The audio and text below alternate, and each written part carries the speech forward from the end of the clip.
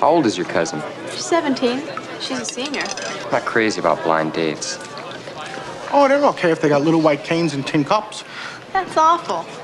Oh, what the hell?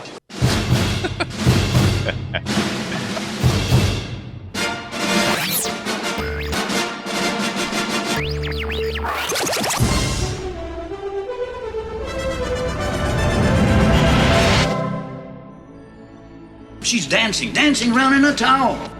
This is Film Sack.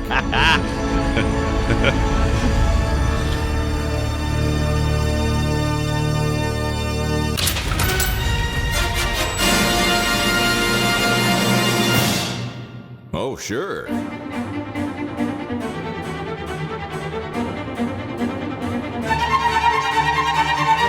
Hello, and welcome to Film Sack. That's right, this is Film Sack, mining the very depths of film entertainment for all mankind, episode 681.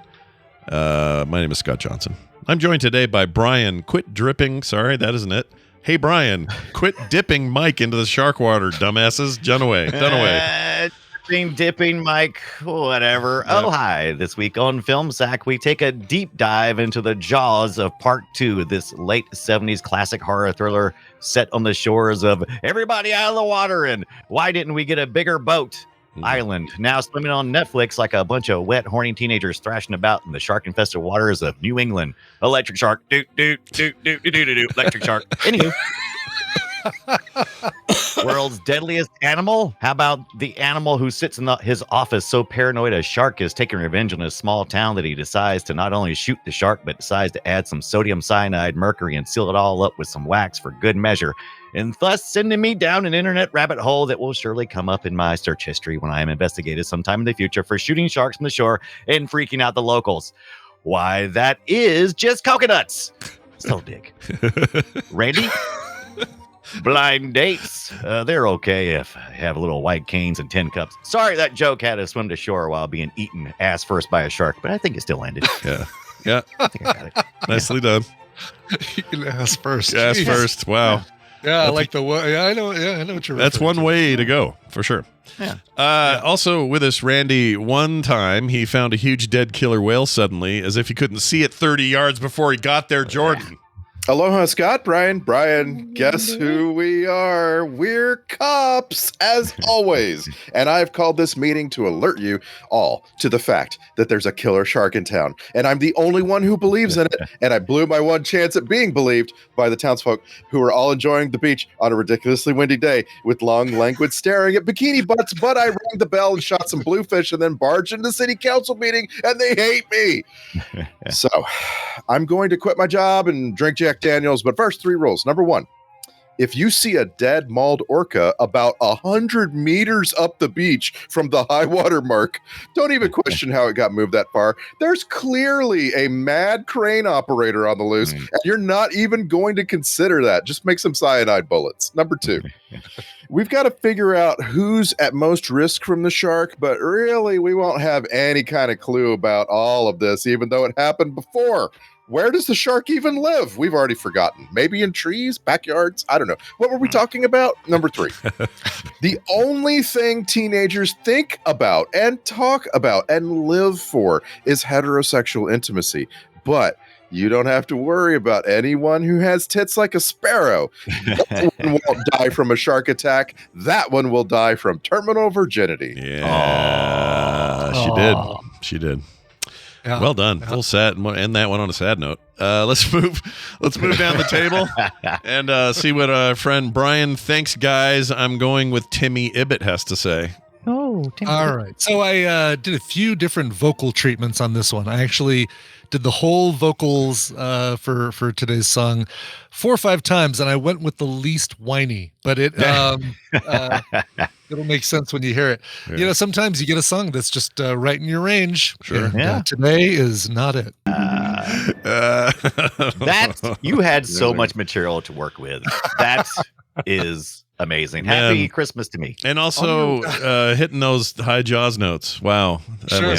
On your way to that song, did you actually stop and think about the Dickie Goodman song, Mr. Jaws? Yeah, the Mr. Jaws. Yeah. Yeah, except it's not really a song as much as it's a It's a montage or like a I mean, there was that whole thing in the 70s where you'd have, all right, Mr. Jaws, you're sitting here on the shores of Amity Island. What is it you're going to do? I'm going to eat them up, eat them up. You know, they just play a song. Right, yeah. I used to hate those. I didn't do one of the actual songs from those. But yeah, the Mr. Jaws thing did remind me of the old Dickie Goodman thing. Nice. Yeah, I used to hate those on the radio. Did you really? Hated them. Oh, see, I had a hand-me-down record player and everybody's cast-off discs, right? So I had like all sorts of things that nobody wanted to listen to. I was a little kid, and so I listened to Mr. Jaws probably 500 times because it was given to me. You know, like what else are you gonna do? It was like, hey, I lost my wallet. It's here in my car. Right.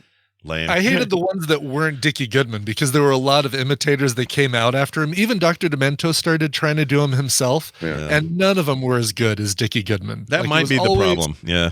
I may have had I think we had a local at like Rock 103 doing them, and they were not. Oh yeah, not nearly as good. Yeah, I remember. I kind of also want to just nod at how Counting Crows, the original song, was clearly drug induced. Like right, yeah, like. You know, like it's when the music. No, because like there's sometimes when the lyrics are just like, wow, how do I know those words? I can sing along every word of Mr. Jones. Explain the line, everybody wants to pass as cats. I don't know, man. Yeah, I don't know. It's kind of impressive. Like there's been other bands like 311 writes impressively nonsensical lyrics. Oh, you know that you can't even, the members of the band can't even see each other because of the cloud of marijuana in the studio with 311. Yeah, they're still doing it. Their new album's awesome. And it's still lyrics that make zero sense to anyone ever in the world. Sign me up. Yeah. I'm original. What? I don't care. Just pass me. That's what I loved about presidents of the United States, that they went full in. They were like, look, all this nonsensical bullshit. You know what? We're going to make parody songs and be just as popular. A song about peaches, and we're going to tell you exactly popular as about one can of peaches. Yep. Yeah. Man, that peaches song used to be on a lot around my place. Like, oh, what is the peaches a euphemism for? Like, what does it represent? No, it's just a can of peaches. It's really just a can of peaches. Yeah. Sometimes you're jonesing for a can of peaches. That's it. That's right. That's all it is. Well, we're talking about the movie Jaws 2, if that wasn't obvious. And I just need to preface this fake Fletcher with a quick comment. Okay. This might be the most unhinged we've seen, and I did nothing to it. Just pasted in the text and hit generate. So you guys are about to hear what I heard, and it's a keeper. Let's just say that. Here you go. On this week's very wet Film Sack podcast, Police Chief Brody must protect the citizens of Amity after a second monstrous shark began terrorizing the waters. Shark! None of that's in the script. I love it though. None of that's in the script. All it was at the end is I said, shark. And that's where it's supposed to end. That's it. And it just added all that. Yeah, and he goes on to have some sort of digital orgasm. Oh, yeah. It's very, very weird. But anyway, thanks a lot, wherever I got that.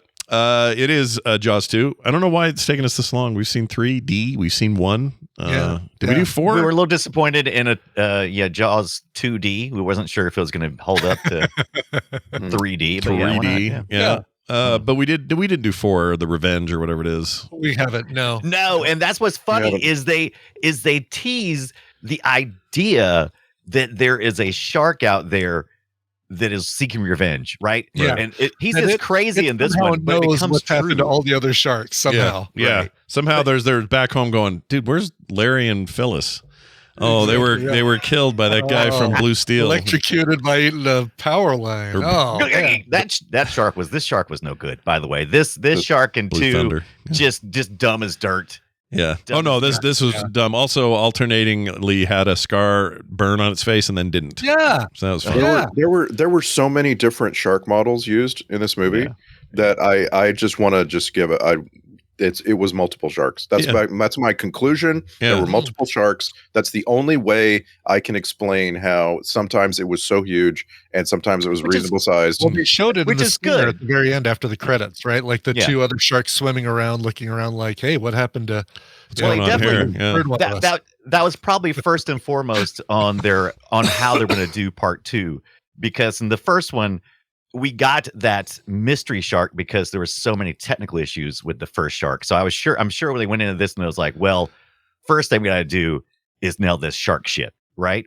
Yeah. And I think they failed, especially in some of the scenes where it's a rubber shark, where they're like it rubs against the boat and his face just folds in. It's just Yes, going, yes. yeah. It was like come somebody was on. doing that to their lips or like that. Yeah, when it went, yeah. Right, Oh. exactly. really stupid. Yeah. But it's my biggest problem was the continuity of the scar, and so I'm giving it my chick in the bucket. Whoops. Grab a bucket. Because this thing had this gnarly burn slash thing from that explosion of the lady in the boat. Right. I was laughing so hard during when that happened. Which would look so cool if they kept with it. Like, it was a really cool, like, James Bond villain. Yeah. Right? It's a shark. Yeah, It's a skark. Yeah, it's a skark face. Exactly. Scark face. And that thing I love thing just disappeared and then came back and then disappeared. And it was like, all right, you guys, freaking go to continuity class. It's not hard. You gotta at least try. That whole setup led to one of the most hilarious scenes, and I needed the comedy when the lady on the boat who had been pulling the skier, by the way, the most negligent puller she's ever. Anyway, she's like, the shark coming towards her, so she decides she's gonna douse it with gasoline, I suppose. So she picks it up and she just shakes it over her head and just pours It's down. exactly. It was the most so Frank hilarious. Drebin moment in the shark movie ever. Yeah. I agree, and it was also like the most memorable scene for me because it was so in the middle of the sort of like purpose of Jaws movies. Like the whole thing is having a person on a ski being towed by an old-timey looking boat. Looks like the Kennedy family could have been driving it. Yeah. And the shark is coming and you don't know when it's going to get her and all of that. That was like so right on.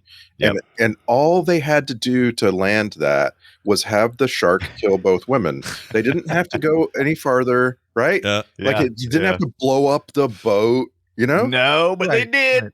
I'm really glad that they did because first of all, there's no way that explosion happens based on what the engine that's in there. Like, there's no way that blows. Well, it didn't explode because of that. It exploded, I assume, because of the massive amount of gasoline. They're carrying 30 gallons of gas for some reason. They're hauling. That entire scene. But it did create. It did set up another great scene, which is Roy trying to walk out into not wanting to walk into the water, eventually walking into the water, and taking his socks and shoes off. Yeah. And then the lady who's all a corpse now, burn up, comes popping up, and oh my gosh, that was actually kind of effective. It looked pretty good. It looked all right. But once again, is he a public servant or not? Like, I just can't get this character anymore. And I know he's super traumatized. Like, he represents all of humanity that lives by the shore. I get it. But like, he wades into the water and then there's a person and he's like, runs away. No. Roy Scheider is Brody is just, it's such a weird character. I mean, this is a rehash of the first one. I mean, it's the same thing except throw in some teenagers because the first one was all about nobody believes me, nobody believes me. So they have to be teenagers because the events of 4 years previously would be remembered by most adults, but the teenagers are happy to go out in the ocean. Also because teenagers are footloose, right? They're like whatever. Yeah. And they're more horny than scared, right? Yes, right. But this movie really goes there. It's like the entire premise is horny teenagers are trying to go get laid in boats, and that's going to get them killed. Yeah, it feels like that's the one thing that felt realistic to me. If you lived in a seaside town and had a load of teenagers living there, which I don't know if that's even a thing, but whatever. If you did, oh, absolutely, I'm sure it is. I'm sure it is. If it is, that would be.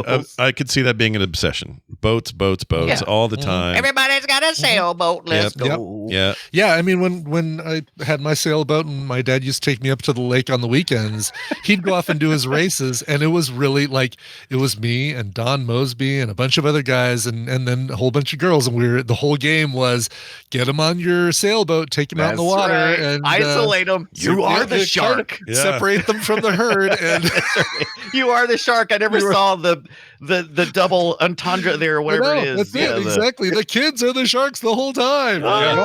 It also explains the vulnerabilities because I don't care how big the shark is. Seriously, I don't care how big the shark is. There are boats that can easily defeat this shark. Like Yeah. there, at one moment in the movie, the guy who brings a tiny little helicopter to the scene, he screams out that he's going to call in a Coast Guard cutter, and I'm like, where has that been 2.5 movies? Yeah. Yeah. Like because a Coast Guard cutter is going to just mow down a shark. Like I don't care how big it is. It's not big enough to deal with that. Yeah. And the blades aren't going to just splinter when they hit the water and tear up the sail of the boat, right? Like, But it was the blades, they're metal blades. They will just cut through the water. It'll slow them down, whatever. But they're not going to like break apart and like fly vertically. That was the big scene because it's kind of anticlimactic to see a shark take out a sailboat. That's kind of boring. Yes. But seeing a shark pop up, I kept waiting. I'm like, oh my gosh, they're really riding this whole thing out with the helicopter. He's throwing the rope. They need to make They need to make the helicopter somehow a danger to the kids as well. The blades flying off. I'm like, yeah, Yeah. take it to the next level. It was pretty ridiculous without how do you put this? Like it's earnest ridiculous, right? They're trying. Yeah. They're trying to make us be They're intense. trying real hard. It wasn't tongue in cheek. It was, they really thought, and that's kind of what fell flat for this movie for me. If you take those things out, those unique elements of the helicopter, the boat blowing up, the water skiing boat blowing up, all these other things, cable junction, all that stuff, it's really not much more than, all right, shark comes to Amity, shark comes back to Amity, kill the shark kind of thing. There's nothing in this that is really unique or different than. That's what made me wonder why the movie's so long and why it's so uneven. Because there's times in this movie. So all of the dangers in the water. That's how the physics of this thing works, right? So to have a whole scene where he goes to the city council and then he's like, okay, I'll just sit over here while you talk. I'm like, well, wait, hey, anybody ever made a movie before? You're not going to just sit over here while people talk off camera. Yeah. What? They tried to cram 2 movies into one here. They tried to have the teenage horror and the Roy Schneider retelling of Jaws 1. And they needed to trim 1 or 2. And then and then Porky's on the water. Yeah. They needed to cut one of these stories. And I think even though Roy Scheider had way better acting and I enjoyed every time he was on screen, I really felt like we already did it. Should have cut that a little bit and just went with the stupid teenager story. They should have found a way to make it work. Yeah, I would have preferred that too. The Kids in Danger is actually a decent sub story. The biggest problem I had is Scheider's son, who's supposed to be, his son. Mike. Terrible actor. Holy shit, he was bad. Mark Gruner.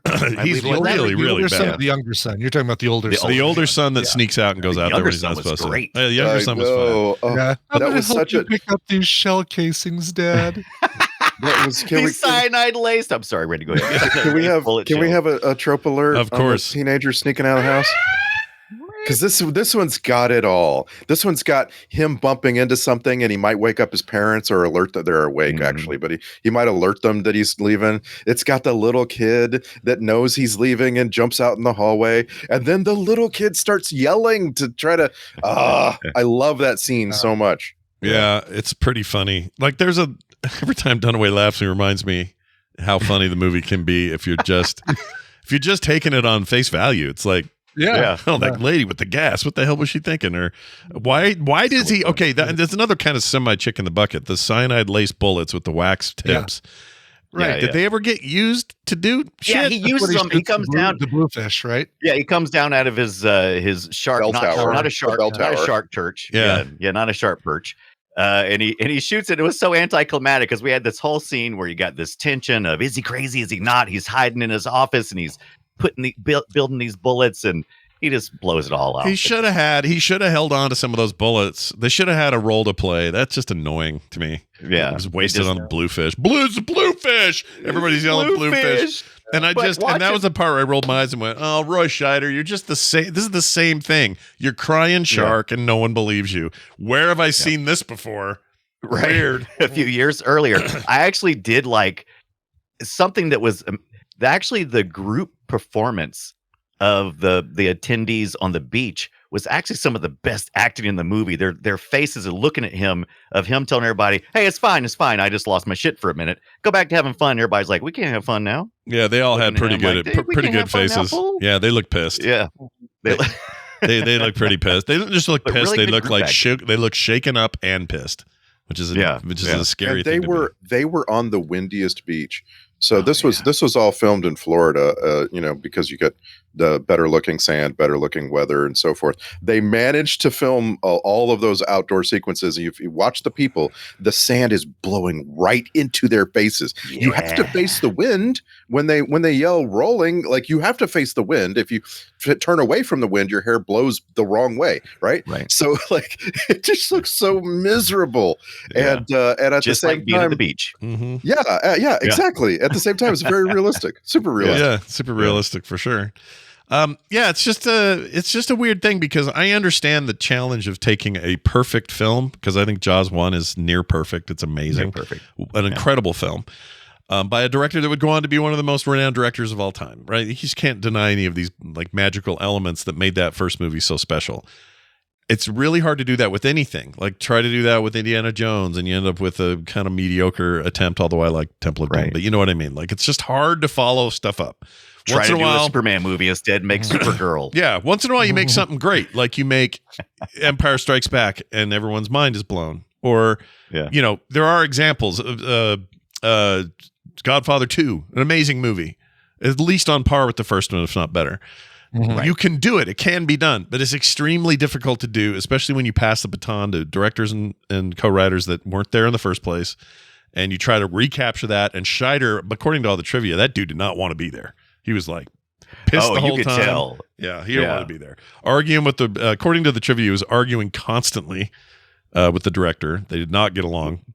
Perfect. Yeah. Just lay it. Just use that for your acting. It says here, Like you don't want to be there. It says here, according to his biographer, Roy Scheider was so desperate to be relieved from the role that he quote pled insanity and went crazy in the Beverly Hills Hotel, whatever that means. I love it. Can you imagine? He can do it too. Can you imagine? This is our second Jeannot Swark movie, and the first one was Supergirl. And once I realized that, I couldn't stop seeing all of the same kinds of treatments. Yeah. Supergirl, and I think it's funny because like these movies have nothing in common except the director. But man, it just like a lot of the ways that the kids are teenagers, 20 somethings, whatever they are. Yeah. A lot of the ways that they're presented, it just felt like Supergirl. They kind of went with I think they could have. All right, I couldn't quite figure it out. The teenage thing is really a stumbling block for me. I've only watched Jaws 2, like Jaws 2, like once or twice ever, and I still couldn't figure out what they were trying to do. Donna Wilkes, I believe, who was the cousin who comes in. Yeah. She's kind of like that you see her and you're like, oh, okay, interesting looking actress. Let's see where this goes.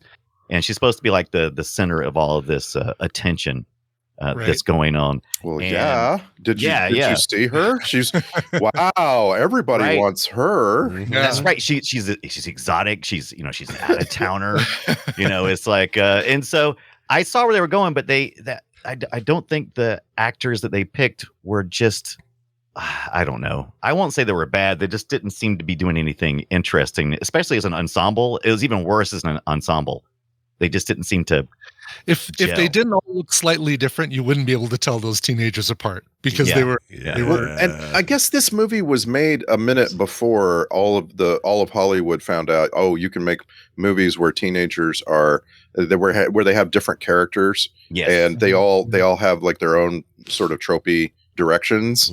Like this one, all the kids are the same. They're all the same. It was so funny to me that like one of them was a slightly tiny bit more chubby than the rest, and he was being mistreated. That was sideburns dude. Gary Springer, whoever it was right? Gary Springer. He's by the way, he's our Christine guy. He's the guy who had drove Christine in the Stephen King movie. We should interesting. I didn't see know that. Christine. We haven't done that. We got to see Christine. We do But need there- to see Christine. Wasn't him? No, it was the other. That was Gary Springer. Was the if they have if they have a tin cup and a white cane. Yeah, he told the bad jokes. Sideburns guy was the guy who had the was the lead in Christine. Oh, gotcha. I'm trying to Gotcha. find his name in here. Man, and did they like lean into I knew it was in trouble immediately because like it was more than tropey. It was this flat tropey because the nerds were the kids wearing the glasses. I mean, it was just like how to make them look like nerds. Put some glasses on. Nobody else is wearing glasses. Yeah. These two kids wear glasses. They read books. They're nerds. Yeah, they're nerds. Nailed Therefore, it. They are nerds. Yeah, for sure. Yeah, and they never really played them out enough. They didn't. There's no real resolution to the nerd party. Right. Like the girl going with the nerd. I mean, the there's the nerd's supposed to think us out of the problem, right? He didn't think us out of the problem. Yeah. That nerd, by the way. So in addition to being, Jaws 2, Christine, he also directed 4 episodes of season 4 of Fargo. Oh my Lord! Nice. Really? Yeah. Oh, new respect for the nerd. That's great. Yeah. I think. Well, let's see which season. Let me see which episodes it was. I'm sorry, season 2. Oh, the best season of Fargo. Yeah. I freaking loves. He knew the 70s. He freaking lived it. That's great. Totally. 2 episodes. Sorry, 2 episodes season 2, 2 episodes of season 3. Oh, even better. Great. Even better. Like two great episodes. Yeah, no kidding. So the Mark Gruner guy, though, the Mike guy, the son, this is the last thing he did, and I'm not surprised because his acting is shit. He's really bad. I as individual actors and actresses in this movie, I think they're probably fine. I just don't think they gave them the direction they needed. Maybe, maybe, yeah. They didn't give them the script they needed. They didn't give them the direction they needed. They just kind of threw them out there and said, "Be kids." And it just ain't gonna work. That ain't gonna work. He started on the Brady Bunch. He ended his career with Jaws 2, and now I don't know what he's doing. He's just chilling, just living his life. Chilling. Yeah. Well, retired and good for him. Yeah, nothing wrong with that. Residuals from these, hopefully. I don't. Yeah, that's a good question. I wonder if you're you're in your teens still and you quit acting. Do you get? Yeah. Is that enough? Do you get enough from Brady Bunch? I mean, I guess it really depends on all the stuff he did, all the appearances he had. Because some syndication stuff, you just make bank. He did Brady Bunch. It's always showing. Did Brady Bunch something called Dan August, which was a series with what's his name? I can't think of his name. Burt Reynolds, I think. Anyway, a little game, Fantastic Planet. The Tribe, and then Jaws 2, and then he's out. And now he's 65, and who knows what he ended up doing with his life. I have no idea. I know it wasn't acting, though, because was it. He was bad, and it's fine. I don't, no shame, no, Yeah. I got no judgment, but yeah. I will say all that, but then he did hit his head on a sailboat at the end there. I believed that as well. I think Ann Dusenberry, I like to say that. Tina. I think Tina did actually like I said, individual performances was pretty good, but I just didn't think they gelled very well. But she played Tina, the one half of the horny, one half of the horny crew was always doing it.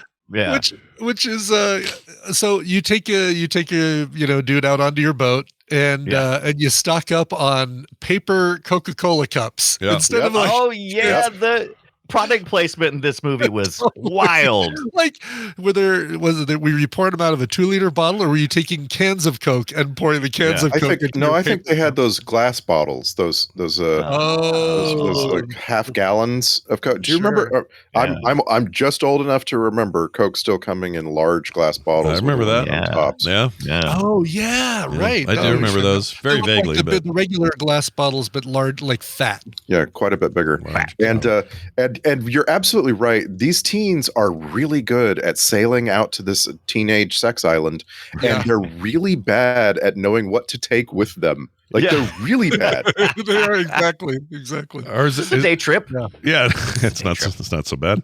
Taking it out to Cable Junction, and that's not a euphemism. Taking it out to Cable Junction. I wonder if this power line that we keep dragging up will play a part later in the film. Yeah. So that was Chekhov's power line, right? And it runs from the mainland out to the island to power the lighthouse that's on the island, right? Sure. Right. Yep. And it was freaking big enough to power a continent. Yeah, huge. it was big. Why was that thing so big? That was more like the intercontinental fiber internet line. That's We're currently powering Cuba with this thing. Yeah. The entire nation of Cuba is being run by this freaking thing. Right. And obviously not buried any sort of way, just laid on the bottom of the of the part of the shore that's like freaking shallow and stuff. What are you guys doing? Yeah.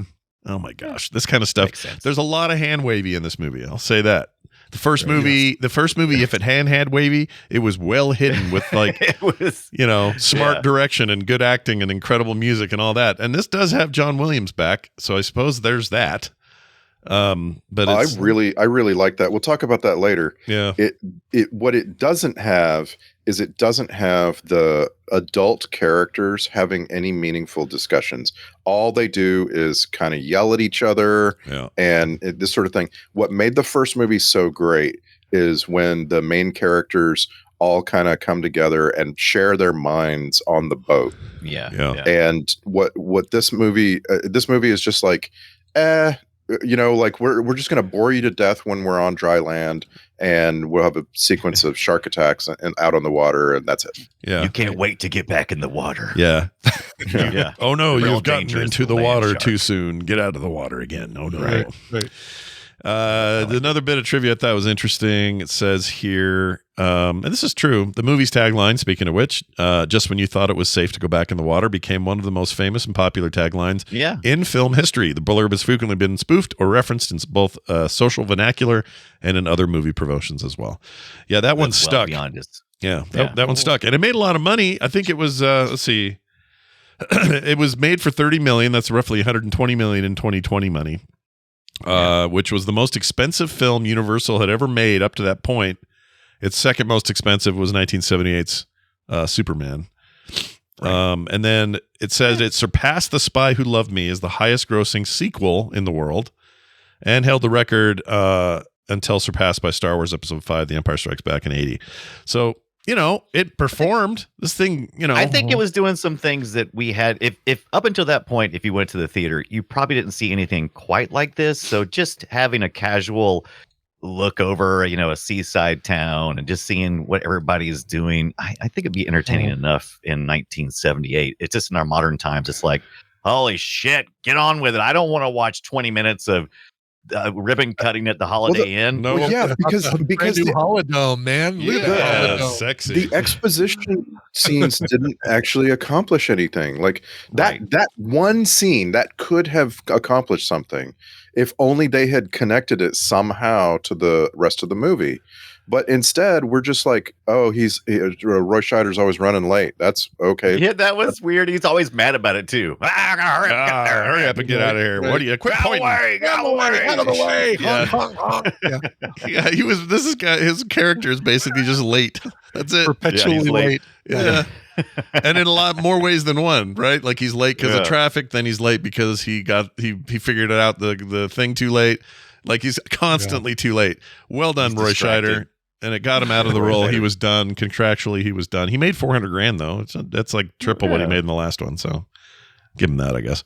I think the Lorraine Gary's Ellen Brody. I thought the performance was pretty good. Yeah, pretty good. Yeah, it was all right.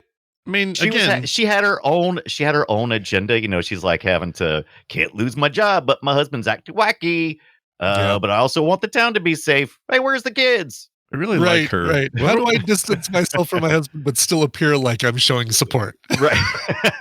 I really like her, and she's so familiar to me when I see her for obvious reasons. Jaws and Jaws 2, and 1941, she was in that too. Not that was good, but anyway. It was fun. She stopped acting in 87. She's out. Oh wow. She Roy Scheider just and that seems crazy because she doesn't look. She looks like someone you've seen recently, like that we just see her all the time. It's very strange to me that she basically was out after this. In fact, the 87 thing is just like a return. Oh, Jaws the Revenge cameo. It was Jaws the Revenge cameo. Exactly. Prior to that, she did. Yeah, prior to that. So she makes an appearance in Jaws the Revenge, but Scheider doesn't. No. Interesting. Yeah, he was There's out. a big shift. There's a big shift, like in the 80s and how we're making movies and, who fit in with the current. So I'm not surprised a lot of these actors who might have come before, it kind of like said, I'm out. I'm out of Hollywood. Yeah. Let's do something else. I get it.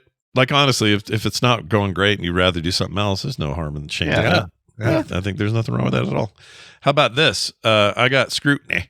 There's a thing in here that says this, and I just don't know if it's true. Many scenes had to be shot in the fall/winter months. Fine, that's true.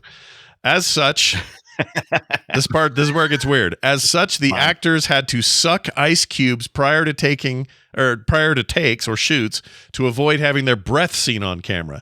Does that work? Interesting. I'll bet it works. I wouldn't. Yeah, right. Because you're That basically sounds like it would work. lowering your mouth's temperature so that it is the same temperature or close to it as the temperature outside. But the heat is coming from your lungs. Yeah, it's coming out of your lungs, and so the moisture and the heat and the vapor is actually not in your mouth unless they're saying that by sucking that neutralizes the air, the warm air coming out. Is that enough to stop it? Like, that just seems crazy. Is most of the what you're seeing coming, is the most of the moisture, I guess, probably coming from your mouth. I guess that makes sense, and that would slow down the moisture excretion as well if you were to suck an ice cube, right? I don't know. You and I will be able to test this theory. Less so than Mr. South Carolina and Mr. South California. Right. I could go out and do this. You're absolutely right. Interesting. Yeah. I'm straight doing it. I'm totally doing it. Go ahead. I was totally the home edition. Yep. I was totally distracted by this because I've been in the ocean in Maine, even like during the summer. And I'm like, these kids are going to be suffering hypothermia. The bigger danger here is the hypothermia. Yeah, that was weird. Like, it was filmed in Okaloosa Island, Florida, and I'll bet you it was a freakishly cold autumn because there's it's always warm there. Yeah. Right. Yeah. Yeah. What's the problem? What are we trying to solve? Yeah. We're in Florida. Yeah. I mean, I have to admit, it looked great. Like, when they're out there doing this, and I'm thinking, man, that sounds like a wonderful Saturday. Let's go. Let's get out there. Let's do this. Yeah. But then hearing it was filmed in the winter months and the fall months, that just makes me not want to be anywhere near water of any kind, anywhere. I hate it. I just watched a Christmas movie, which I'll recommend on Wednesday, but it features the whole Arctic swim thing, or the polar bear. There you go. Yeah, there's a kind of a thing like that, and it was animated. This movie I watched, and it still made me horror. I don't know what it is. I have kryptonite with like cold water, cold weather. Like, we all should. Jeebus, I mean, I know, but some people are like, it's the most refreshing thing you'll ever do. It'll add years to your life. Thanks. Blah blah blah. And I'm like, that sounds like the worst idea. Or even these tubs, like your Joe Rogan's getting in a tub full of ice and acting like it does something. That's like, I look at these sports guys who get in the ice tub, and I'm like, golly, what does that do to you? I mean, I imagine obviously it helps your muscles and relieves the joint strain and stuff like that. But how do they not go? I know, dude. It's all about anti-inflammation, right? I mean, it slows down the process, and but it's still it's going to give you the worst shrinkage you've ever seen in your life. Your everything down there will just go right up into your abdomen. Yeah, you're gonna have. You have a vagina now. That's what happened. I don't think I could do it. Became an innie. Yeah, I couldn't do it. Yeah. But anyway, all right. Well, if anyone out there is in the know, I am going to test this myself. But if anyone knows the science behind this, like ice in your mouth, getting rid of that stuff. Listen, it's great. It's great YouTube content. Yeah, for sure. I didn't even think of that. We can make content out of it. Yeah. As another piece of trivia, as in the first film, footage of real sharks filmed by Australian divers Ron Taylor and Valerie Taylor were used for movement shots that could not be convincingly achieved through mechanical sharks. I didn't feel like I noticed too much of that. I feel like did you? I really felt like the shots of a live shark swimming were so much smaller. Like, the creature was so much smaller than what they were depicting overall, that it just noticeably took me out every time. Oh, that's a real live shark in a tank. So it's actually kind of a problem then that they jump back and forth, because it doesn't actually add to the realism. It takes away from it because the big rubber one is so dumb looking. Right. Yeah. The way it worked for me, because I have that disconnect where it's like, usually when you see things in water, you most times see them above the water and they look a different size, and then when they come out of the water, you're like, oh shit, yeah that's big. You're not wrong. By the way, put it back in the water. I'm a huge fan of the poster art. Here's just a crop of it. Yeah, smart. They just followed up the original, but instead they put her on. Instead of having that shark under the water going up Yeah. towards the swimmer, they just copy paste and Yep. put it right behind. Yeah. them. the water skier that we never see looking like that. Yes. Yeah. In We're not taking any chances. 1976's version of Photoshop, they copied and Yeah. pasted it. I do like that painting a lot, and I don't know why it appeals to me so much, but there's something going on with it that I really dig. There's James Bond kind of feel to it. You know, it looks like the painted James Bond style. I wonder At the same time, Jaws in that painting looks like he just stepped on a Lego. That freaking hurt. Or he's in the cold water. Oh. He doesn't like to be cold, you know? No wonder he's so mad. Yeah. Ice in my mouth. Ah! Also, this girl doesn't look like anyone who... Does she look like the girl who died? No. No. Not really. This is one of Like- those deals where it's like, oh, it's somebody else. Yeah. I think the poster was probably done months before the movie. Yeah. Yeah, good point. I do like the jive of it, though. I think it's cool. Oh yeah. Yeah. And I dig it. the movie, it has something to say about teenagers in bikinis on the beach, but it never really lands it. Like it's like there's a story there, you know, like Brody gets a story. He definitely gets a story, and the shark gets a story. Right. But like everyone else is just kind of going through motions, and it's too bad because like they could have told some actual stories beyond, oh, cute new girl in town, we all need to jump on her. You know? Yeah, but look I mean, how... like yeah. Mike could have had a lot more to do. I mean, we just kept alluding to a job, and I was like, "Oh, cool. We've talked about this job for like about 30 minutes. It's probably going to be something weird, you know, like serving hot dogs," which they showed. Nope, he's staining some buildings on the beach. Yep. I'm like, I couldn't think of a more boring resolution to what Mike's job is going to be. Yeah, it definitely wasn't acting. It was definitely painting these No. buildings. Yeah, for sure. I also think this movie was missing a really important element, which is this guy I just sent you a photo of. We need somebody like him. We need this from the first movie, obviously, but Yeah, we need somebody over the top. We got Dr. Elkins, who's like, I don't know, could have been a shark. Yeah. Could have been some nibbles. Could have been. To me, it's like Scheider was like him. He played all three male characters in the first movie. He had to play all of those, and it really just boiled down to him being paranoid and late. And that's not dynamic, you know. And I'm not saying you just. I'm not. You know what I guess I am saying. Just watch Jaws 1 again because it's a freaking all-time great. Yeah, you know, because that's what I'm asking for. Is Jaws 1 The only stuff. thing they could have done was the teenage. They could have explored the from the teenagers, right? aspect. And that that's would have been interesting. I agree with you. That if that had been the focus, I think this fixes a lot of problems. You know, but it's also a very different movie. Now you're just making a teen, not slasher, but you know, a teen. Well, that's what they did for 3, right? But they decided to focus on the 3D part. You know what'd be clever? My vague recollection of 3 was that the shark was magic and could like teleport into any body of water. Yeah, yeah, that's what you got. You need that. Yeah, you need something. The picture that you put in our Discord is of a character who contributed something to the first movie that this movie was missing, and that was a philosophy. Like I say, it gives only a couple people something to do. You could have a teenager in this movie who had a more aggressive philosophy toward the shark, like a teenager who tries to get in the water to take on the shark. Or something. Like he was like that nerd could have been a marine biologist student. Yeah. Like a Green PC kind of thing of like, no, you know, the shark has just as much a right to be here as we do. And that's also we're the real dangerous animal. Yeah, right? we're the ones that are trouble. Look at that. So look at that mechanical torn up shark in the first movie. It looks like old timey. Oh, it's so great. It looks like it's on a couple of wheels riding around town selling papers or whatever. But what I love about that is what it makes me want is a movie where that thing has gone wild. Oh, that it's gained sentience. Yeah, it gained. King movie. A Stephen King story about a mechanical shark that comes to life. I would be into that. That actually is really, really good. Yeah. Can't you hear all the hydraulics in that thing right now, though? I bet that thing was noisy as crap on. Oh, guaranteed, right? You got to do all your audio in post when you're making that No wonder Eddie couldn't hear Tina yelling, faster, Eddie! Faster! I can't hear you over this mechanical shark. Yeah. Also, she got him killed because she had to have the blanket. Which I get it. You don't want your delicate bits on the hard floor or whatever. I get it. Right. But she's got the bruises. But if he hadn't had to get up and dig around and was standing when all this went down, he would have lived. They would have been fine.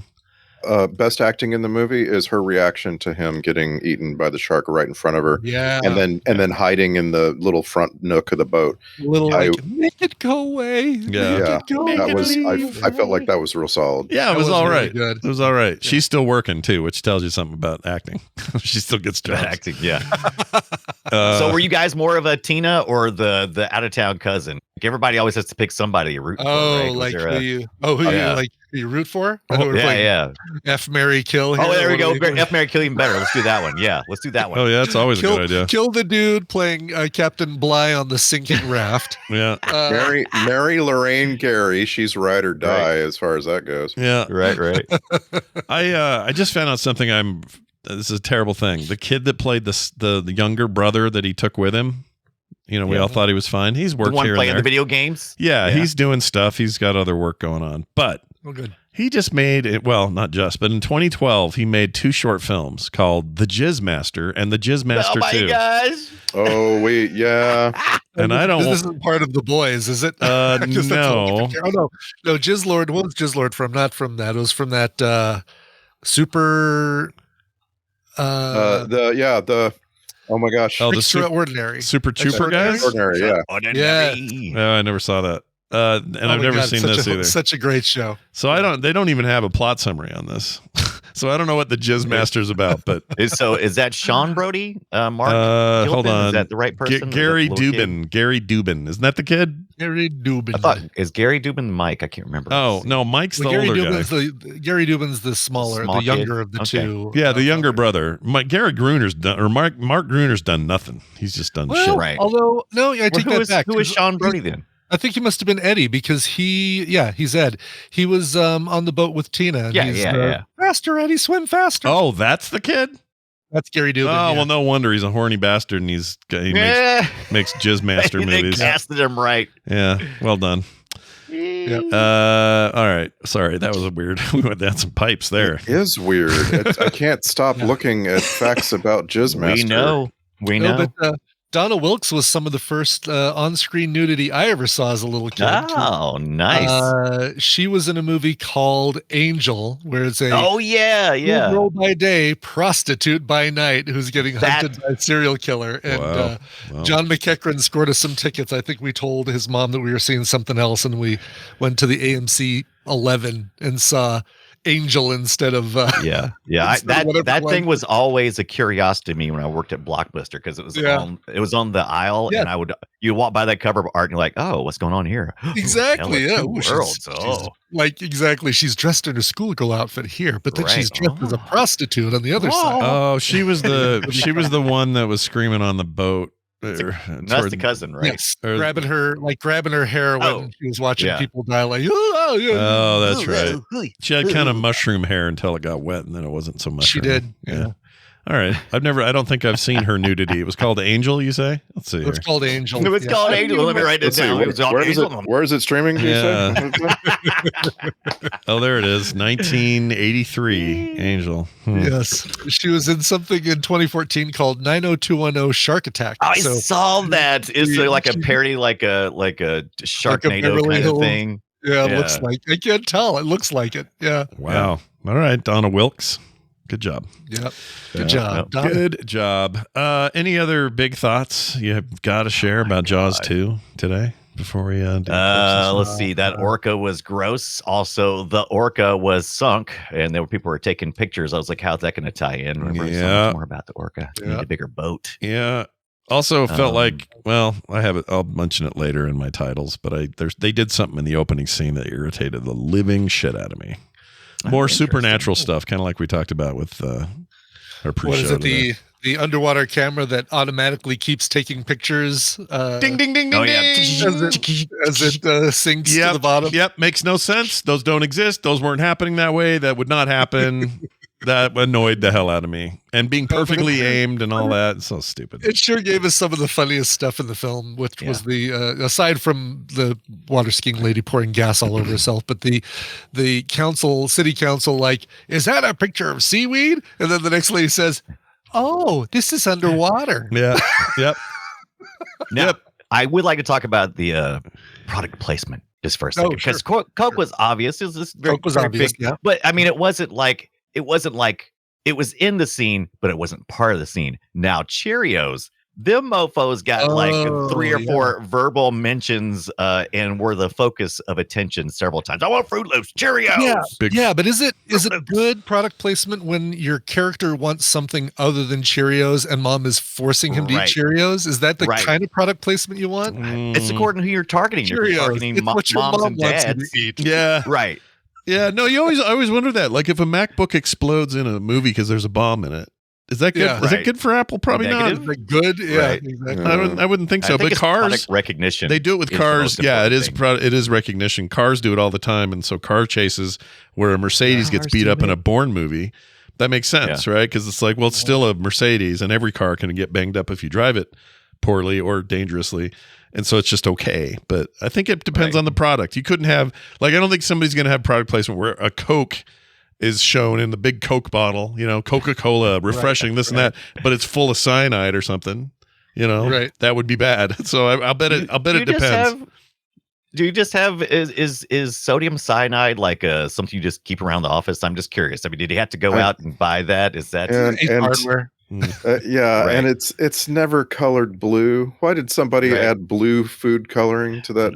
Yeah, that didn't look mixture? right. Yeah. I don't even know it's just clear, isn't it? Is that the whole deal with that stuff? And I don't also, know. Yeah. Also, why not go after the shark with a dart gun? If that's your goal is to hit it with some liquid, you go after it with a dart gun. Like you Bullets are the most ineffective thing underwater. Sure, yeah. They require that velocity to make some kind of damage. Right. But Whatever you're doing to the shark above to make bullets work, you have to be shooting straight down into the water. And, you're not from the side. Side doesn't work. No, side doesn't work. It's annoying. Side doesn't work. Yeah. My plan is just to ask the Coast Guard to run over the shark. That's my if you could just do that, because he's popping up with his dorsal fin. Happens a lot. Not very stealth. That shark just kept popping up. No, that shark had no chill. There's no Sam Fisher quality to that shark. No. I would say. I was also a little disappointed that I have yet to find, and maybe I got to create it, internet game system database for movies. Like, we got the car database, got the IMDb but I don't see anything for internet game system database because I was curious. You need to create that. Like, it would be perfect because plus you'd have to have subcategories for what video game you're looking at on screen and what Atari 2600 game you're hearing the audio from. Right. When they show it. Right. No, there is an internet gaming database, but it's not for movies. I need an internet. No, you movie need internet video, the IVGMDB. Right.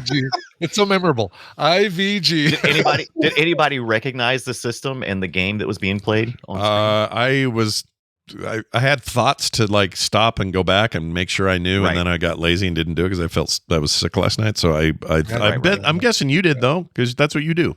I meant, I did. I captured it, but I didn't go back. I was trying to figure out what 1977 game system that was. I couldn't quite place it just to the quick look I had of it. I recorded it. I'm going to go back and analyze it, but I'm curious too. So we're talking 70s. Let's see. What is it? 78 for the movie. So it would probably be a system from, a couple of years prior. So it'd have to be like the 2600 is out for sure. You'd have things like Intellivision and Magnavox and all that kind of stuff. Maybe Coleco at that point, but I don't. Unfortunately, in a lot of these movies like this, what they usually do is they don't capture the room audio. So they'll go back with Foley work later on. And so the Foley guy will go like, what's that look like? It looks like some bings and bongs. Put that in there. So it's. Was that a handheld thing? Was that a guy? Was the kid holding? No, it? there was a system. There was a system on the TV. I couldn't quite place it. All right, you have a job. You now have a job. You go find that. Yeah. All right, get on that. On it. Let's do some clips here, fellas. Yeah, you know how these work. Right. These are clips from the movie. I was able to get quite a few here. Most of them are It's Roy Scheider being a piss pot. But let's find out how it goes. Let's start with Have you met my son Larry? Have you met my son Larry? I just hate that whole everything at the Holiday Inn annoyed me. All that stuff there just bugged me. I don't know why. And partly because it's a Holiday Inn. Come on. Yeah, it does have a nice holodome, a nice weird shaped pool with a Yeah. In retrospect, the point of the first scene is to let you know that the town has recovered and that Yes. people are coming there for growing. vacation. Right. Like that they have a new hotel with all new fun features because people are coming there on vacation. Oh no, those people are going to die. But the scene itself, there was nothing in it.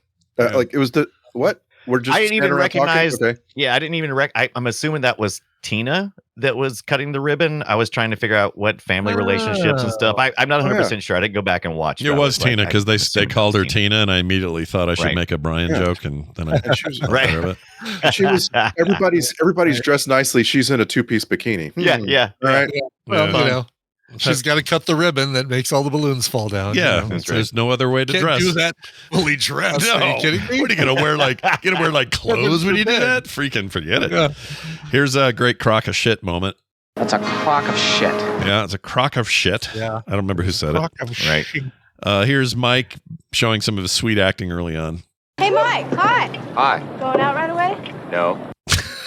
No. No. He was seriously either he was just like fed up and didn't care. I don't know what was going on with this kid. He annoyed me every time he did anything.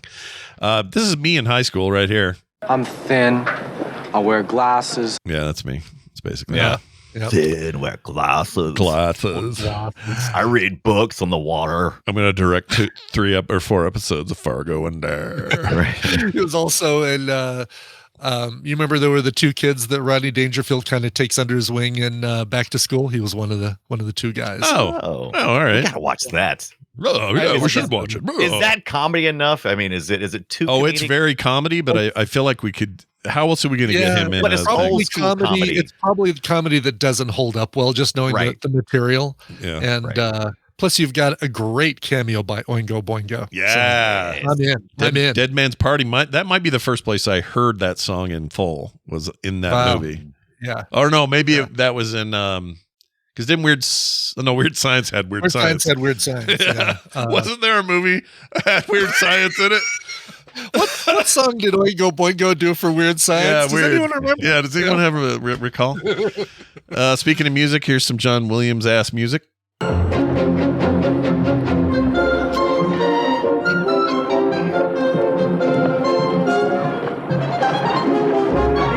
I mean, you may as indie. Is that from this movie? Really? Yeah, it basically Yeah. sounds That like feels- interstitial ET stuff or Indiana It does. Jones. Or, It feels like that's something he might have reused from another film. Could have. And I mean, Yeah. the first part of it had the kind of net, like. So it kind of had some of that in there from the Jaws theme, but you know, Yep. Yeah. pretty recognizable. This is a fun scene. Yeah.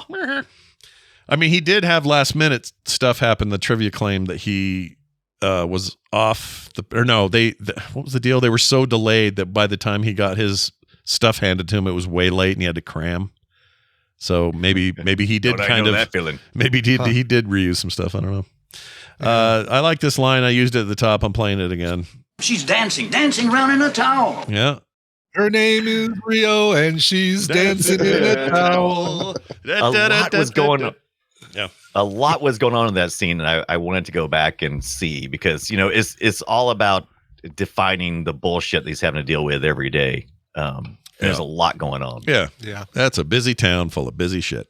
How come the mayor never dies in these movies? That guy needs to die. He needs to be. You know what? That's always the problem. I made a right? mistake. Yeah. I was glad he got a little bit of character development here. Like, Okay. because I hate him, and you're supposed to, but then he comes around a little bit in this movie. a little bit more And than it's the like- first for sure, but yeah. So it became more interesting Maybe when I'm he the bad when he guy. starts second guessing everything. you Is know? he in all of these? Let's see. No, I don't think so. I think it's his first two, right? Murray Don't we Hamilton, replace him? Jaws 2. He's in a ton of other great stuff like Graduate and Yeah. let's see. He died in 86, so didn't have a ton. Oh, I know where I just saw him. I was watching old Golden Girls. He's on an episode. Oh, He plays like a Wow. he plays like this rich, almost pimp guy. I can't remember the deal. Yeah, that's his MO. Anyway, that's what he does. I'm a rich pimp. Rich pimp. Okay. Let's keep moving down the line here. We got this one. Dance. Dance? Dance. Dance? Yeah, dance, dude. Dance? Freaking dance. Dance? In a towel. The sound she made. Oh, this is the sound. I forget which girl it was. I think Tina. The sound she made when she saw the skiers coming around the bend and quit making out with the boy. Oh yeah, yes. That was so weird that she got so excited. She got super stoked. Yeah. Here's what she did. She made, instead of saying "hey" when you wave, she made this sound. Hey. Hey. That's awesome. I thought that was really weird. Tina, definitely the best thing in this movie. She's pretty great. Yeah, It totally is. Best thing in Brian Ibbott's house, I would say. Yeah, no doubt. Let's see. Here he is being a bad actor again. Mike. I don't want you to go out too far if it gets rough. We've had a lot of trouble out there. Okay, I'll see you later. Okay, I'll see you later. Bye-bye. Okay. See you later. See you later. I'm a robot. Yeah, I'm coming around to Scott's. I thought it was just because he was a teenager, but now No. The other teens made him look even worse because they were like thespians compared to him. Big fish bites. A big fish took a bite out of this big fish. I love that bit. And then this fish. And she's like, they're not fish. They're mammals. not fish, they're mammals. They're mammals. She could have went a lot further. She could have been really annoying. She could have. I just don't know if that would that have hurt or helped the film.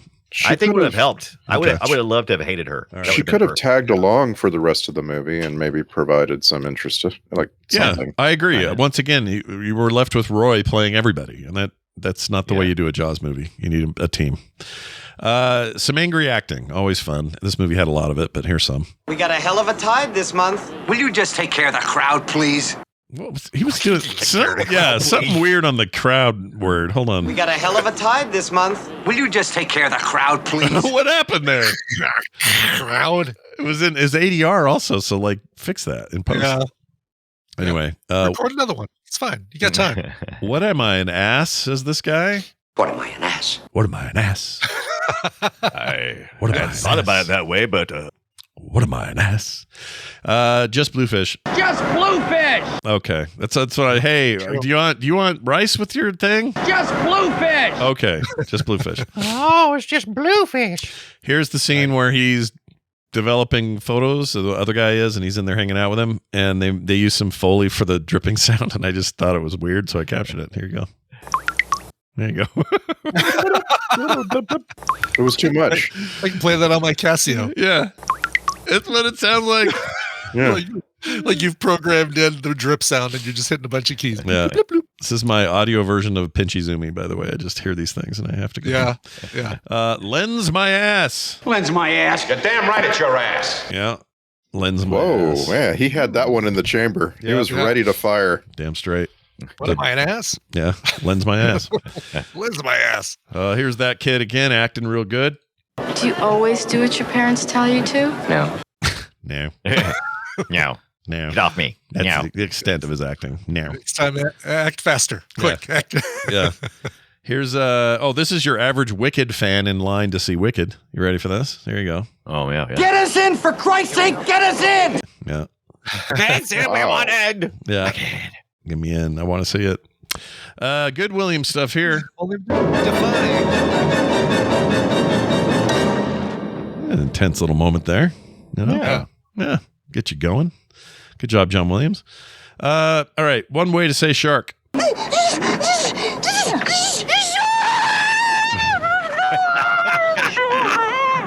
She's like the AI voice. I'm glad they pulled that. Yeah. That was something that used to be more common in movies, where it's like you can't get it out, and so do this stutter weird thing. I don't like it. Where they go, it goes back to like humana. Yeah. It goes back to like it is very Three Stooges. Such an old way of telling that joke. I saw the werewolf. Yeah. Yeah. What are you saying? Woodsman? A weird thing? What are you trying to say? Get it out. Hello. Yeah. Right. Hate that. They make fun of it on The Simpsons in that Halloween episode. It's really good the way they do it. I was going to say something about that. Okay. The way she says that makes me think the reason our fake Fletcher sounded the way it did is because it has been trained on lots of data, and some of that data could be a reference to this movie. And so since I gave it the exact shortening of the movie plot and then had to read it, like it somehow pulls, because she sounds like that guy. in this. So you're saying that, when we do like a comedy movie, it might be looking at the point, like the feel of that comedy movie when it does the voice to describe that comedy movie. Possibly. It's a scary movie. Yeah, I don't know. I don't know if this is like part of the model or whatever, but it makes me wonder. Why it takes 18 glasses of water to do one AI search. So. That's right. Oh, I only ever do it once. I never do a second try because I don't want to waste all that water. Don't want to waste the water. No. All right. Here is a final clip. This is a great shit. Don't give me that shit point! Yeah, point. Don't give me that point! It's a great line. Point. All right. Now this.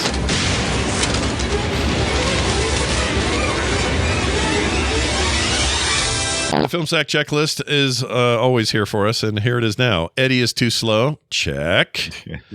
At least they got John Williams back. Check. And finally, this movie's body count is almost as low as mine. Check. There weren't enough killings. Yeah. Not enough killings.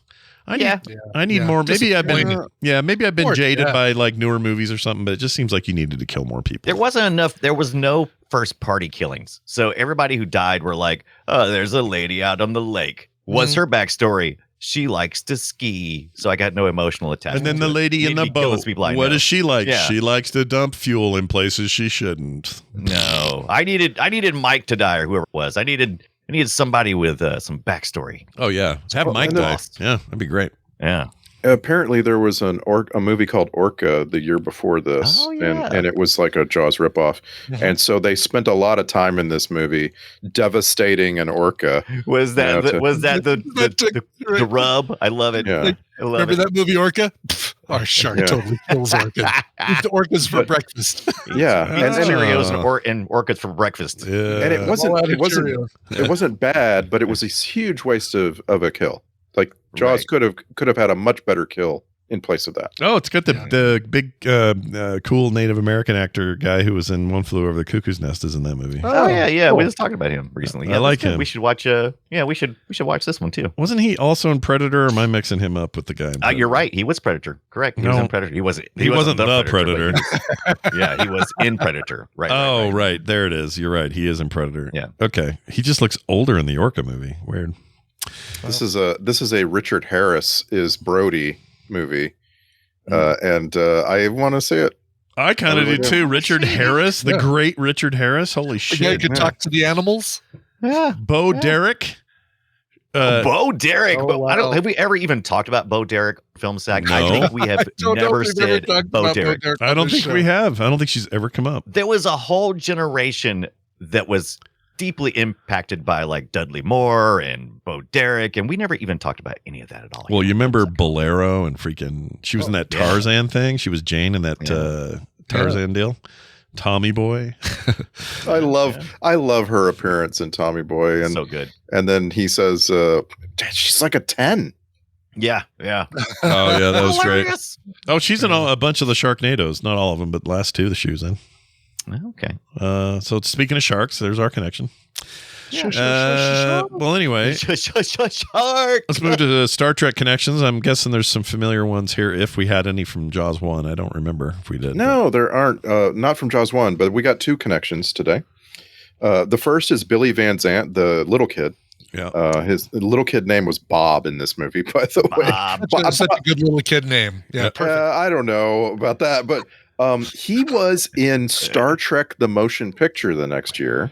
Oh. There's apparently, I don't remember this at all, but there's a alien boy in Star Trek the Motion Picture. You will when you see this photo here. I'll put it in. Okay. That is 100% a character I remember seeing. All right. I don't remember the story. I don't know why he was in it. I just remember that face. Yep. That's Billy Van Zant. My forehead, man. Yeah. And our other one is Susan French. Now, Susan French is the old lady in this movie. Yeah. Oh yeah. And she saw the boat explode, right? Oh, sure. Okay. And so years later, she's even older, and she's in an episode of Star Trek: The Next Generation, specifically season 6, episode 3. It's called Man of the People. Please It's a- tell me her character's name is Old Lady. No, her character's name is Sev Mailer, but it That's may as good well be Old Lady. Right. It's a very complicated plot, one of the most complicated episodes of Star Trek. But what you might remember is that they bring a guy on board who's part of a warring factions problem, and he has a 93-year-old mother who's a witch, and she ends up dying and transferring all of her emotional witchery into Troy. Yeah. I think I do remember this. Oh, right. Nope, I totally remember. That's crazy. She And then was good. suddenly Troy is aging rapidly. That's right, because it takes it out of you or whatever the hell happened It's there. an absolutely terrible episode, but she plays the 93-year-old witch. Early the episode. time we carved up Troy cake. That was that Troy cake? It was Troy cake. It was it Troy cake? Who was made of Troy cake? cake, Was it right? Troy cake? And then they had I don't remember who it was, but I remember it was peptides. That's right. That's right. You got to get the peptides. Yeah, and she had because I'm visualizing. Would you like a piece of my cake? yeah, and it was part of her body or torso or It is. something. It was Troy. Yeah, so we had peptide cake with mint frosting. And then you had, if I remember right, Data had a phone in his chest or some shit like that. That's a weird. Boy, there was some serious pot being smoked that day. Yeah, that was jacked. The writer's room of. Well, I remember it looking a lot better than this. But stick it in there. I want to see it. Oh my gosh! Oh yeah, look at that Troy cake. I'm kidding. That's somebody's recipe. I love that someone made that though. Like that's a great gift or a great cake idea. I love it.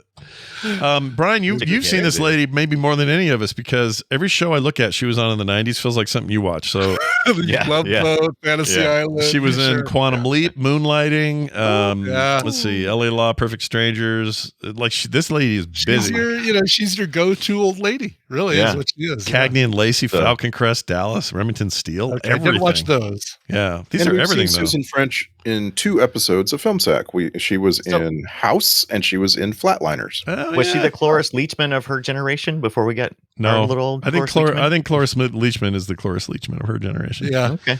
Well, this lady, you make a point though. She was born in 1912, died in 03, 91 years old. She lived a long time. Good job. I think that, and Leachman would have been about 15 years younger than her. She was beautiful when she was young. She's always beautiful, but there was a point where, like, when she was in Malcolm in the Middle, just from that point on, she was like, even though she couldn't have been that old, she just like was old. Who, Leachman? Yeah. For me, it was Young Frankenstein. That's when I pictured her with tight hair and old face and all that. Marvel connection. She was in Captain America 2, Death Too Soon. Nice. Not to be confused with any modern Captain Americas. No, exactly. It's the one where Captain America rode a motorcycle and had a helmet with a big A on it. Oh my gosh, dude. Was that the leather helmet too? Because it seemed like I remember it being like a leather motorcycle helmet instead of a hard helmet. No, it was a hard helmet. It was like a. I got you. My gosh, she is in everything, you guys. Airport 1975, The Sting. The lady, Starsky and Hutch. Yeah, she's just busy and making shit. Well, she's dead now. I'm making shit. She ain't making nothing right now.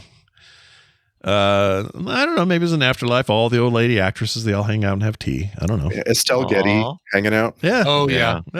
Why not? Playing bridge. All the Golden Girls all hanging out now. Golden. Yeah. I gotta watch some more Golden Girls. It's been a while. I love that show. Very long I tried to get Ibbot to get into it, but I think it was hard, right? It was hard. I watched 3 episodes. I gave it the 3-episode try, and I get it. I see why people like it. I can definitely see why you all like it, but not for me. I get it. What about Murder, She Wrote? Can you get into that? No. I can already tell you no. No, you say that. I think you'd watch it and be. I know there are people. Look, I know there are people who adore that stuff. I just can't get into it. I've tried that Matlock, Diagnosis Murder. Like I can already tell you, none of that's for me. It might be when I'm sitting in the assisted living home and I'm looking for something to watch while I'm waiting for 4 o'clock dinner. But what about Wapner? What about Wapner? Could you watch? Oh yeah, we could watch Wapner. I always watched Wapner. Yeah, that was one I never missed. Yeah, Wapner's great. If you don't like Wapner, you're something wrong with you. You know, if you can Wapner rock. You know what's weird? But you're now older than Rue McClanahan was at the beginning of Golden Girls. That's right. I believe the first season. Yep. And I feel it. Wow. What do you feel like? Do you feel like you are actually like when you look at Rue McClanahan in that show? Don't you feel like she's way older than you? Yeah, I do. I do. Yeah. I don't think we have the right perspective on ourselves. It's just hard to see it. No. But yeah, we're both older than she was when she started. She also died younger. It would be appropriate for you to date her, is what we're saying, right? Is that what I'm 100%. I mean, it would be appropriate for me now to date her then, but not for me now to date Rue McClanahan now. Oh, sure. I mean, if you want to look at it that way, I suppose. Dead, isn't she? Yeah, you'd have to be a necrophiliac to be into it. So, well, she's and your point is, and right, and all right. Let's move on to our social media post. This. Oh no, I forgot to do soundtrack. BP for the best part. I still think John Williams elevates everything he does. It's a trope to even say that, but of course he does. And his music is felt here and improved things that probably otherwise would have been even worse. So. Yeah, big fan. It's like complaining about John Williams like sounding the same from one movie to another or whatever is like complaining that Kobe Bryant set the record for most missed shots. Yeah, you know, right. Okay, it's still great, great job, all timer. I mean, I just love him. So there's that. Let's move on to the social media post. This is where in 280 characters or so, you guys sum this damned thing up. Let's start this week with Randy. A Jaws 2 haiku. Underwater cam doesn't flash when dropped. Also, sharks don't work like that. Oh, that's true. They don't. Very nice. Well done. Let's move over to Brian Dunaway. Jaws 2, just when you thought it was safe to go back to the theater. Jaws in 2D. You wanted Fruit Loops, but you got Cheerios. A shark-infested ball of Cheerios. Hashtag coked up shark. You know what's great?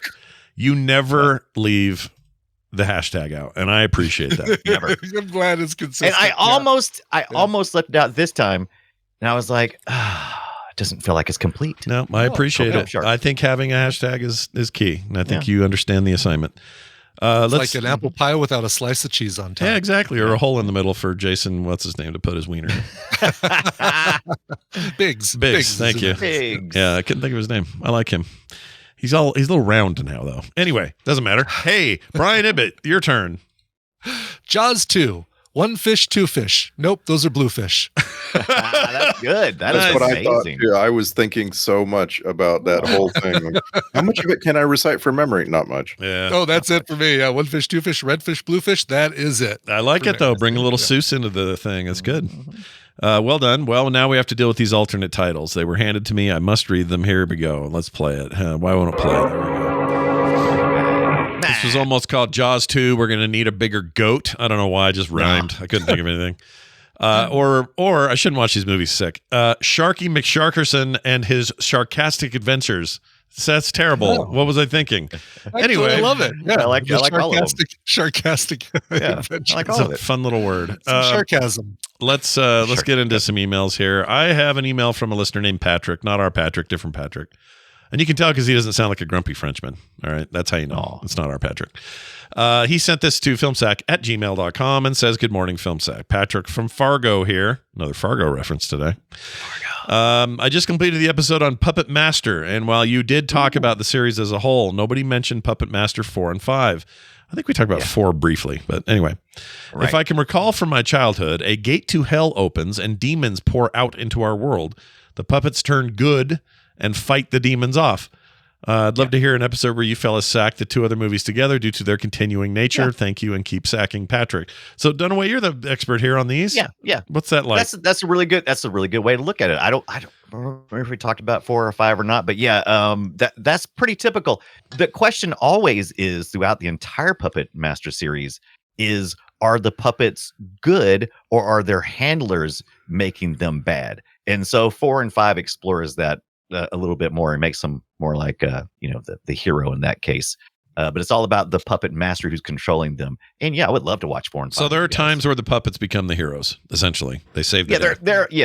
They're always influenced by their master, right? So but they also have a little bit of their own will too. But It just seems That's what's dangerous. fun about It's it, like, in hey, my what if opinion. the gremlins were good guys? Or what if, That's- Jurassic Park, the yeah. dinosaurs saved us or something like that, Ooh, that would be. They always play with that idea though. They do, because, right? Right. Like the good dino versus bad dino. The good, the like T-Rex. the T-Rex kind of helps you out by getting rid of the velociraptors Yeah. at the end of Jurassic Park, and That's true. Sometimes Yeah. Professor X your works, enemy is- works with Magneto, Yeah. things like that. Yeah. right. The enemy of my enemy is my friend trope. Yep. Yeah. Yep. That's Love it. exactly what that is. You know what? If I'd have thought of it that way, I wouldn't even have had the question. Because of course, it's for real. Because of course, the puppets could be turned for good, and you would explore that if you're going to make 6 of these. Like, duh. Right. Yeah. Right. Another one here, a text from Alex in Savannah. This came to 801-471-0462. Savannah. Says Alex from Savannah here, checking in on FilmSack. Here I am. Let me start that over. Here I am screaming. I am screaming out 80s movies again. Sleeping with the Enemy, where the horrible husband is with the blind mom of Julia Roberts. Is this one sackable? Says Alex. Right. Sleeping with the Enemy. I think For sure. absolutely 100%. Okay. Dunaway or And- Ibbott, you seem knowledgeable on this one. I mean, I've seen that movie a few times. A lot of it doesn't hold up. A lot of it is cheesy, and we need some redemption for Robert, whatever the dude's name is that plays the husband, because we vetoed his Robin Hood movie. That right. one of our very That's right. first vetoes was his Robin Hood movie. I forgot So that's a it's guy. perfect. Yeah. It's perfect, especially with for being near Savannah. I live actually one town over from Sleeping with the Enemy, where they filmed the Opera House, at Abbeville Opera House, and she was actually in town. Julia Roberts was, and local legend says that she asked to be taken to the finest restaurant in Greenwood. At the time, it was a place that I had actually worked at, and rumor goes that she hated it and thought it was bullshit, and so. There was a lot of people very mad with Julia Roberts where I lived for a long time. Yeah, you gotta watch out. I just watched her niece in that Christmas movie where she swears a lot. What's that called? Stepmom, whatever. No, it's a Christmas movie. Kim watches it every year. Oh, I can't think of the damn name. Yeah, Magnolia. Emma Roberts. Yeah, not her aunt, but Emma. Brian's right. It's Emma. Or Ibbott's right. Now, does she cuss because she's got a brain problem, or because it's nothing it's not like still that. Magnolia. Okay, all right, just checking. No, I love that it's like a Tourette's. You think it's like a Tourette's movie or something? This my biggest problem with Sleeping with the Enemy is the font crimes being committed here. I don't like these fonts. Yeah, no, exactly. It's hard to read. That's so hard to read. Who decided on that kerning? It's really bad. Sleeping with the Enemy looks fine, but that Julia Roberts part, F that shit. That's bad. Yeah, exactly. Can anybody name really, the use Arial narrow? Don't take Arial regular and squish it. Yeah. Come on, dummies. I mean, it was 1991, but still, that's not an excuse. You can do better with fonts. Oh, look at that. Emma Roberts, by the way, was Peter Parker's mom in the Madam Web movie that came out this year. Oh, whoa. She's playing moms now? Holy shit. Peter Parker's a baby in this thing. Oh, okay. So, well, that would work. Yeah. So I gotta find this movie because I'm annoyed. The that Christmas I can't movie. find That's what I was looking up to see if I could find it for you. It's fun. Holiday? Is a holiday? Oh, Holiday. Oh, Holiday. That's a terrible bad name. I love it. It's a bad. I gotta watch it. amalgamation. Was she in a mall? Did it also star the well unknown Luke Bracey? You know what? This is it. Because Kristen Chenoweth's the aunt. This is it. Yeah. And you know what? she's in so many Christmas My movies. wife loves this freaking Netflix movie. She freaking loves And there's an actor in here named Andrew Batchelor. Andrew Batchelor. Boy, you just hire him for every Hallmark Christmas. Hell yeah, dude. I love it. I feel like she's when I see her, I go, ooh, I like her. She's good. And then when I actually see the movie, I go, she's all right. She's okay. Can't really get my head around her. Anyway, Emma Roberts, good job. Can any of you name our Joseph Rubin movie that we've sacked? No, Joseph Rubin. Who's Joseph Rubin? The Sleeping with the Enemy director. Okay. Let's No, see. I definitely can't. I'm gonna guess. Can I guess?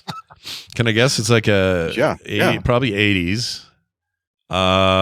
You're correct. It was 1984. Can you give me a hint, like an actor? It was our 13th episode of Film Sack. Film Sack 13. Wow. Oh my gosh. We sacked Joseph Rubin. Friday the 13th.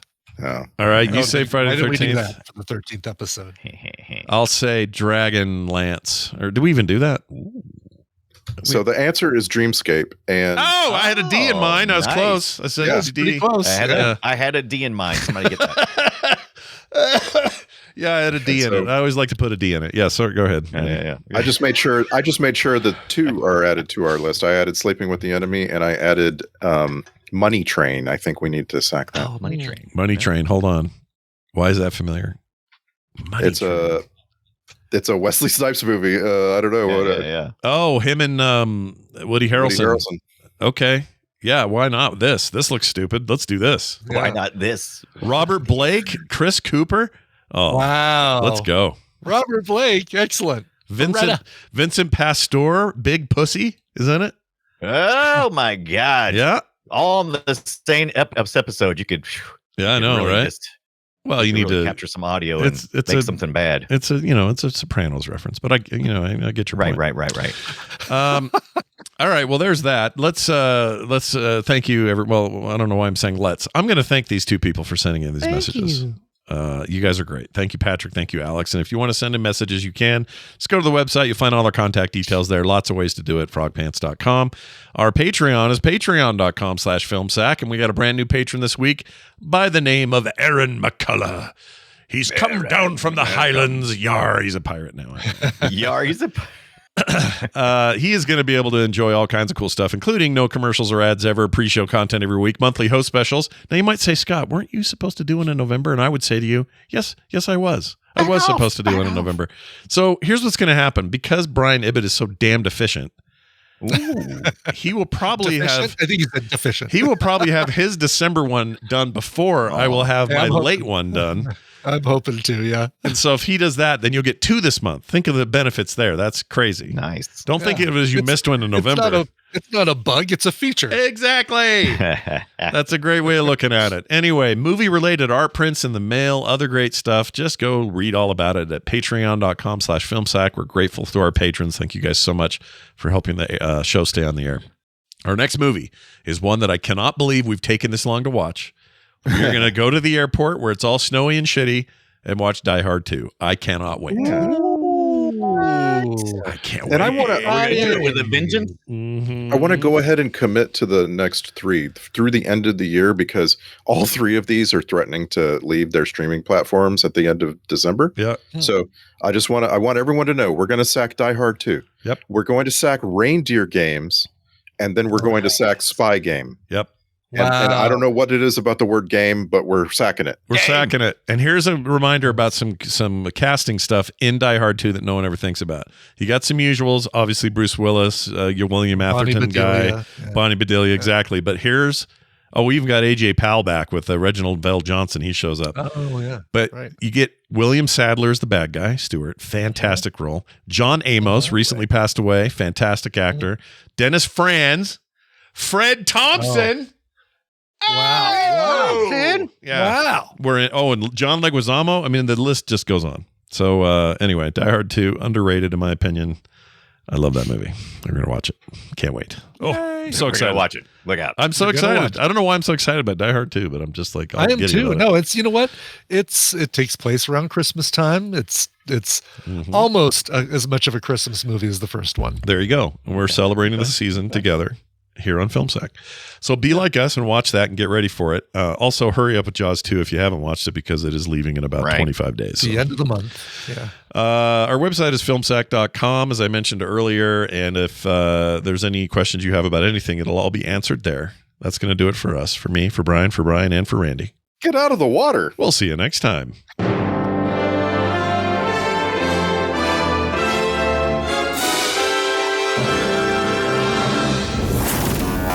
Oh, looks like someone just got their ears caught in the audio cookie jar at frogpants.com. Don't give me that shit point!